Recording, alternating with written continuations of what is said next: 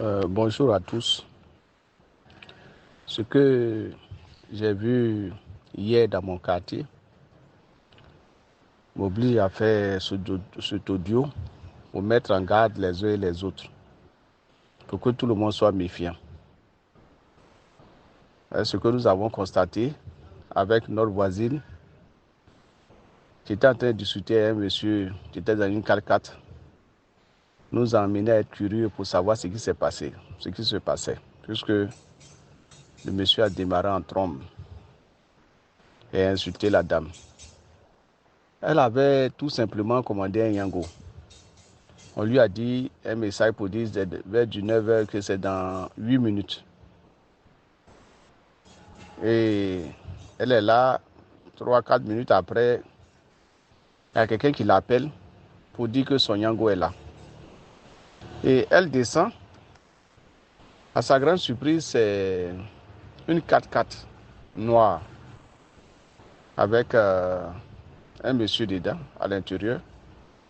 Bon, les femmes, elles n'ont pas le temps de regarder les plaques d'immatriculation, elles regardent la photo. Elle voit que ce n'est pas la même personne. Donc, elle commence à échanger avec le chauffeur. Le chauffeur dit non, c'est le yango que vous avez demandé, c'est moi, je suis venu vous chercher, tout ça là. Dans leurs échanges, brusquement, voici le yango qu'elle a commandé qui arrive. Lui aussi, il appelle la dame pour dire oui, madame, je suis arrivé, tant de trucs. Et lui, il était dans une Suzuki, comme l'indiquait sa demande. Alors, elle constate que le monsieur qui est dans la 4x4 est un imposteur. Et quand elle commence à échanger chaudement avec lui, nous on est descendu. Il a démarré en trombe. Elle insultait la femme salope. La femme était son fils de 10 ans environ. Et elle est montée par la suite dans le vrai yango. Mais ça veut dire que si elle n'avait pas été vigilante, vraiment ce serait un drame. Elle a échappé belle.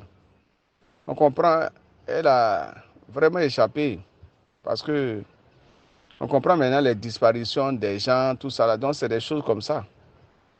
Donc c'est l'occasion de dire aux uns et aux autres de faire attention quand vous commandez vos Nyango pour vérifier si c'est la plaque d'immatriculation réelle qui est là, qui est venue vous chercher, ce qui n'est pas apparu sur votre portable, si c'est le chauffeur en question. Parce que ce monsieur qui est venu à la 4x4, on ne sait pas comment il a su que la dame a commandé un Nyango. Ou bien la ligne des Nyango s'est piratée, ou bien il y a quelqu'un qui est complice là-bas, on ne sait pas. Mais c'est risqué. C'est vraiment risqué. Parce que là, ce monsieur qui est venu à la 4x4, lui, n'est pas identifié comme celui qui est venu la chercher. Celui qui est identifié, c'est lui qui est venu après. Donc, c'est une histoire réelle. Ce que tu n'as jamais vu, vraiment, il ne faut pas dire que ça n'existe pas. Mais vraiment, elle a eu de la chance. Quand vous commandez les Yango maintenant, vérifiez, faites très attention, vérifiez les plaques d'immatriculation si c'est ce que vous avez commandé. D'accord, mais quand d'autres véhicules viennent vous chercher, c'est dangereux pour votre sécurité. Il paraît même qu'il y a un monsieur qui est lui aussi dans une Suzuki. Chaque fois qu'on appelle, les gens appellent les Yango, c'est lui qui vient se présenter comme celui qu'on a appelé alors que c'est faux. Et vous voyez cette histoire-là.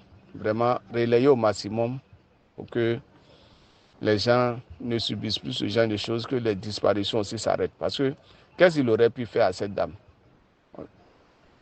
On ne sait pas. Vraiment, on se pose beaucoup de questions. Mais forcément, elle allait être en danger. Vraiment, c'était mon témoignage que je pouvais apporter à toute la population ivoirienne pour qu'on soit méfiant. Merci.